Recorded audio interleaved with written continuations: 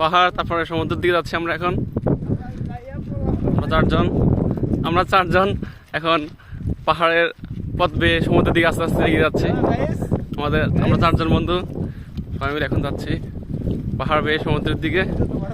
ইনশাআল্লাহ এই দুপুরবেলা ভালো একটা গোসল হবে সমুদ্রে গিয়ে।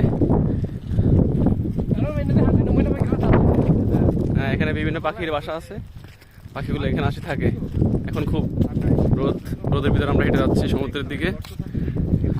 সমুদ্রে গিয়ে গোসল হবে ইনশাআল্লাহ। খুব সুন্দর সমুদ্র, ভিউটা খুবই সুন্দর, আপনারা দেখতে পাচ্ছেন।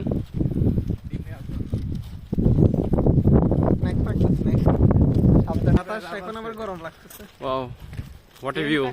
তারপর দেখবা ভিডিও কারে কয়।